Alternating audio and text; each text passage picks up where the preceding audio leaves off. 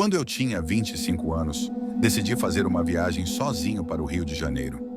Um dos meus DJs preferidos ia tocar naquele fim de semana, e o Rio sempre esteve na minha lista de lugares para conhecer. Já viajei sozinho várias vezes e nunca tive nenhum problema. Os Airbnbs, um pouco afastados do centro, costumam ser mais baratos, e o que eu reservei era ótimo. Uma casinha térrea muito aconchegante, com interior moderno e bem limpo. Cheguei numa sexta-feira. Depois de me acomodar e jantar, fui direto para o local do show, que era em um rooftop com vista incrível. A primeira noite correu super bem e conheci 3 pessoas bem legais por lá: James, Ethan e Jess. Ethan e Jess eram um casal, e James parecia estar apenas acompanhando os dois. No dia seguinte, nos encontramos de novo. Tomamos um brunch juntos, visitamos pontos turísticos como o Cristo Redentor e o Pão de Açúcar, e depois curtimos um tempo na praia. Infelizmente, eles já tinham ingressos para outra festa naquela noite, na qual eu não tinha como entrar. Voltei então a fazer meus passeios por conta própria, o que não era problema. Andei bastante, e quando a fome bateu, comecei a caminhar de volta em direção ao meu Airbnb, fora da área central. No caminho, encontrei um restaurante com cardápio na vitrine e algumas palavras em inglês. Como não sou fluente em português, procurava sempre lugares com atendimento em inglês quando estava sozinho. O lugar era pequeno e com pouca iluminação, mas parecia acessível e o preço era bom, então resolvi entrar. Era um espaço comprido e estreito, com poucas mesas ocupadas mais ao fundo. Sentei numa mesa próxima a um homem de uns 50 anos, que estava sozinho também. Me perguntei se ele era turista, como eu. O garçom veio e começou falando em português.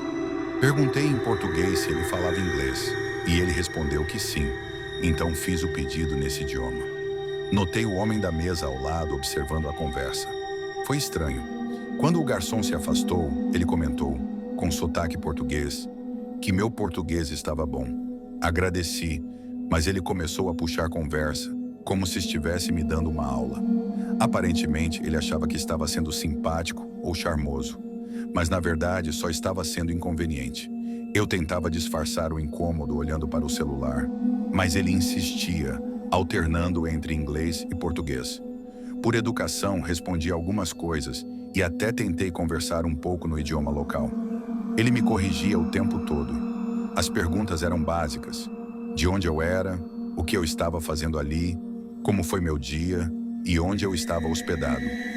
Inventei que estava na casa de um amigo. O momento mais desconfortável foi quando ele disse que eu ficava muito sexy falando português. Torci para que ele estivesse indo embora logo, mas minha esperança morreu quando vi o garçom trazendo o prato dele. Felizmente, meu prato chegou rápido. Um ensopado de porco. Ele ainda perguntou se eu estava gostando da comida. Respondi que sim. Enquanto comia, falou menos, o que foi um alívio. Terminei o prato o mais rápido que pude e pedi a conta depressa, só para encerrar aquele momento. Logo depois que pedi a conta, ele também chamou o garçom. Isso me irritou. Ele nem tinha terminado de comer. Assim que paguei, me levantei e saí. Ele disse algo em português, mas eu só disse tchau e segui andando. Já era noite e as ruas estavam mais vazias. Caminhei por um bom tempo até chegar a um cruzamento. Lá, vi o mesmo homem do restaurante parado do outro lado da rua. E ele estava claramente me encarando. Desviei o olhar, fingindo não tê-lo visto. Tentei não surtar. Talvez ele apenas estivesse indo na mesma direção, o que não seria tão improvável. Continuei andando e, de tempos em tempos, olhava para trás. Em certo ponto, ele já não estava mais à vista. Quando cheguei no Airbnb, olhei novamente para os arredores antes de entrar. Foi aí que vi, lá longe, no fim da rua, o homem parado numa esquina. Estava olhando diretamente na direção da casa. Entrei rapidamente, tranquei a porta e fechei todas as janelas e cortinas. Fiquei apavorado. Agora ele sabia onde eu estava hospedado. Liguei imediatamente para meu pai e contei o que aconteceu. Ele me disse para manter tudo trancado e até pegar algo para me proteger, como uma faca. Era sábado à noite e meu voo seria só no fim do dia seguinte. Ainda queria sair um pouco. Acabei pedindo um Uber até um bar no centro e fui a uma festa de música eletrônica. Fiquei lá por algumas horas até resolver voltar. Peguei um Uber de volta e entrei no Airbnb já meio bêbado. Me joguei no sofá para descansar, mas logo percebi algo estranho. Ouvi barulhos vindos da rua e notei que a cortina da janela da cozinha estava se movendo com o vento. A janela estava aberta. Eu lembrava de ter deixado tudo fechado, já que o ar-condicionado estava ligado. Foi aí que o pânico bateu. Levantei num salto e saí correndo da casa. Liguei para o número de emergência e, mesmo com meu português limitado, consegui explicar que achava que alguém havia invadido a casa. A polícia chegou rápido. Eu estava escondido atrás de um arbusto do outro lado da rua e saí quando vi os carros da polícia pararem. Um dos policiais falava um pouco de inglês, o que facilitou a explicação. Disse a ele que a janela estava aberta e que eu achava que tinha sido seguido. Eles entraram na casa gritando comandos que não entendi. Pouco depois, vi os policiais saindo com um homem algemado. O mesmo cara do restaurante. Foi um dos momentos mais chocantes da minha vida. Fiquei paralisado por vários sentimentos ao mesmo tempo. Alívio, medo, choque. Pensei no que poderia ter acontecido se eu tivesse ido direto para o quarto, onde ele talvez estivesse escondido. Ainda bem que liguei para a polícia. Nunca mais vi aquele homem e espero que continue assim. Só consegui dormir pensando que ele foi burro o bastante para deixar a janela aberta. Eu devia ter escutado meu pai e verificado tudo melhor. Nunca imaginei que alguém realmente invadiria pela janela. Fui embora no dia seguinte. Nunca mais voltei ao Brasil desde então. Era época de férias. Como a maioria dos meus amigos tinha viajado, resolvi procurar um emprego temporário para ganhar um dinheiro extra. Esperei por cerca de uma semana, até que recebi uma ligação de um restaurante ali perto, convidando para um teste.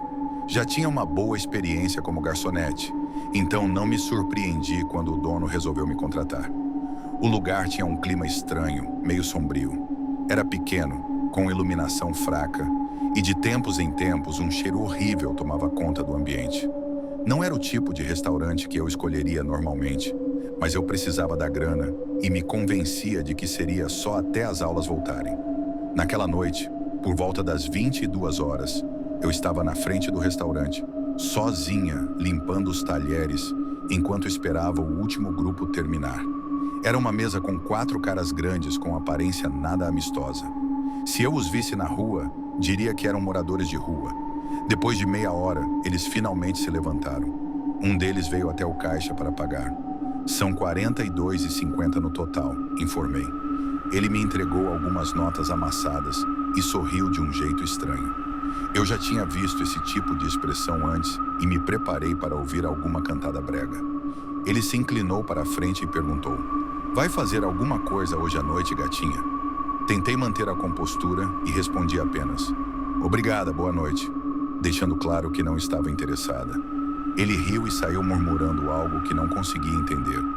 Assim que eles se afastaram, corri para recolher os pratos, limpei o que restava e troquei de roupa. Me despedi do último funcionário da cozinha e saí para a rua. Minha casa ficava a poucos quarteirões dali, então eu sempre ia a pé para economizar combustível. Havia caminhado por cerca de 5 minutos quando um assobio alto me fez parar. Virei para olhar e gelei. Do outro lado da rua estava o mesmo homem do restaurante. Ele acenava para mim, sorrindo de forma assustadora. Por um segundo hesitei, mas o instinto falou mais alto e comecei a andar rápido. Faltavam ainda uns 10 minutos até minha casa, e eu podia sentir que ele estava se aproximando. Pensamentos aterrorizantes tomaram conta da minha mente. Eu sabia que aquilo podia acabar muito mal. Dobrei a esquina e disparei em uma corrida pelo caminho. Lágrimas começaram a escorrer enquanto ouvia os passos pesados atrás de mim. Não me atrevi a olhar para trás. Foi então que senti uma mão agarrar meu ombro com força e me puxar para trás. Quando virei, lá estava ele, com o rosto vermelho de raiva e o sorriso sinistro transformado em uma expressão de fúria. Ele colocou o dedo sobre os lábios e sussurrou: "Se gritar, eu te corto." Naquele momento, achei que era meu fim. Mas de repente um impulso tomou conta de mim. Uma explosão de raiva e desespero. Sem pensar, enfiei as unhas nos olhos dele com toda a força. Ele gritou alto, um som horrível, enquanto levava as mãos ao rosto. Aproveitei a chance e corri o mais rápido que pude. Só parei quando cheguei em casa. Minhas mãos tremiam tanto que foi difícil até colocar a chave na porta. Quando entrei, me joguei no chão, completamente exausta e chorando. Minhas colegas de apartamento desceram correndo para ver o que tinha acontecido. Depois de me ajudarem a sentar no sofá, contei tudo. Elas ficaram chocadas, mas aliviadas por eu ter conseguido escapar. No dia seguinte, liguei para o restaurante e pedi demissão. Foi uma pena, pois os donos eram muito gentis e, apesar do ambiente estranho, eu não me importava de trabalhar lá. Mas o medo de voltar e encontrá-lo de novo era maior. Hoje já voltei à faculdade e estou tentando me recuperar aos poucos. Ainda tenho pesadelos de vez em quando, imaginando o que poderia ter acontecido se eu não tivesse reagido como reagi naquela noite. Quando eu tinha 19 anos e estava precisando de dinheiro, acabei pegando um segundo emprego temporário como garçonete em uma lanchonete. O lugar funcionava até 3 horas da manhã durante a semana e 24 horas nos fins de semana.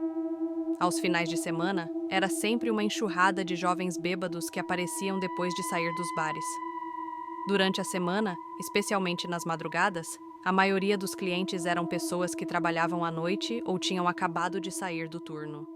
Eu trabalhava nos turnos da madrugada 2 vezes por semana, porque mais do que isso seria exaustivo ao ponto de eu desmaiar de cansaço. Depois das 22 horas, nos dias de semana, eu era a única atendente.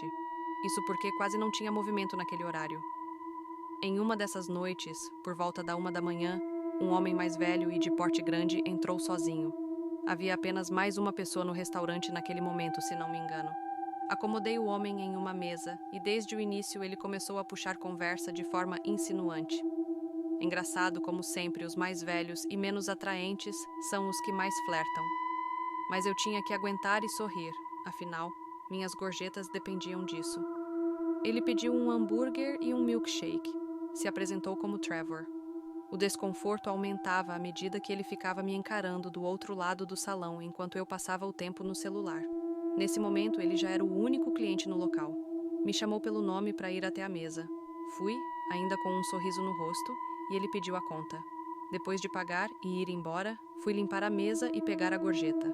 Ele havia deixado $5, junto com o número de telefone dele rabiscado na conta, além de um rostinho piscando desenhado. Amassei o papel e joguei fora. Achei que aquilo fosse o fim da história com Trevor, mas estava enganada.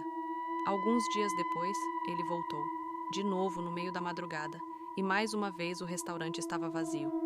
Dei um bom atendimento e o levei até uma mesa.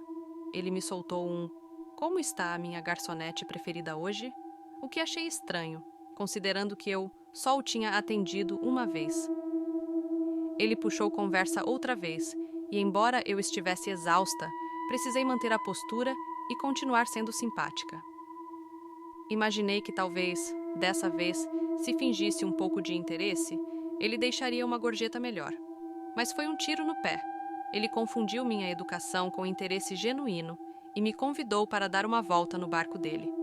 Perguntei que tipo de barco era, só para não parecer rude, e ele me mostrou a foto de um barquinho minúsculo, que mal dava para 2 pessoas. Respondi algo como: "Que legal, meu pai também tem um barco." Hoje vejo que teria sido melhor dizer "meu namorado", mas na hora só pensei em tentar garantir uma boa gorjeta. Ele pediu meu número, mas eu disse que não podia passar meu contato para clientes, pois isso poderia me custar o emprego. Ele acreditou. No entanto, ao ir embora, deixou mais uma vez o número dele no papel da conta, com uma mensagem dizendo algo do tipo: "Acho que você só estava com vergonha da última vez. Pode me mandar mensagem. Vai ser o nosso segredinho." E claro, outro rostinho piscando. Novamente, só $5 de gorjeta. Um cara esquisito e ainda por cima mão de vaca. Torci para nunca mais vê-lo. Mas, se fosse assim, essa história nem teria existido. Na semana seguinte, lá estava ele de novo. Era por volta de 2 horas da manhã. E, curiosamente, sempre aparecia quando o restaurante já estava vazio, como se ele estivesse esperando no estacionamento, só observando até não ter mais nenhum cliente. Dessa vez, assim que entrou, soltou um "Você não liga nem manda mensagem?", mas com uma expressão séria, sem nenhum sinal de brincadeira. Respondi que ficava lisonjeada, mas que realmente não podia manter contato com clientes. Ele não disse uma palavra, apenas se virou e foi embora. Fiquei aliviada. Preferia que ele simplesmente parasse de aparecer. No dia seguinte, enquanto estava no meu outro trabalho, recebi uma mensagem de uma colega da lanchonete perguntando se eu sabia quem era o gordinho careca. Respondi que sim, que ele era super esquisito. Então ela me contou que ele tinha pedido meu nome completo. Perguntei se ela tinha dado e, infelizmente, a resposta foi sim. Fiquei muito incomodada. Ela explicou que ele só queria saber o nome da ótima garçonete que o atendeu na noite anterior. Mesmo assim, foi bem desconfortável. Mais tarde, recebi uma mensagem. Era do Trevor. Oi, aqui é o Trevor, seu cliente favorito. Sei que você disse que não podia dar seu número, então fui atrás por conta própria. Agora você não quebrou nenhuma regra, haha. Fiquei sem reação. Bloqueei o número imediatamente, torcendo para que aquilo fosse o fim. Mas alguns dias depois, ao sair do trabalho, encontrei um envelope preso no limpador do para-brisa do meu carro. Peguei e entrei no carro. Quando abri, senti um frio na espinha. Dentro havia várias fotos minhas tiradas dentro do restaurante, claramente registradas do lado de fora do estacionamento. E piorou. As fotos seguintes mostravam meu apartamento. Tinha imagens de mim na varanda, destrancando a porta, e até uma assustadora foto tirada pela janela da frente durante a noite. Fui direto até a delegacia e entreguei tudo à polícia. As imagens, junto com a mensagem que ele me enviou, deixaram claro o que estava acontecendo. Dormi na casa dos meus pais naquela noite. No dia seguinte, um detetive ligou para Trevor e o alertou. Se ele tentasse me contatar novamente, seria considerado assédio e ele acabaria preso. Mesmo com isso, pedi demissão do restaurante por segurança. Meu contrato de aluguel terminaria no mês seguinte, então me mudei para um novo apartamento. Queria eliminar qualquer chance de que aquele homem me encontrasse novamente. Foi a única vez na vida em que lidei com um perseguidor de verdade. E espero que tenha sido a última.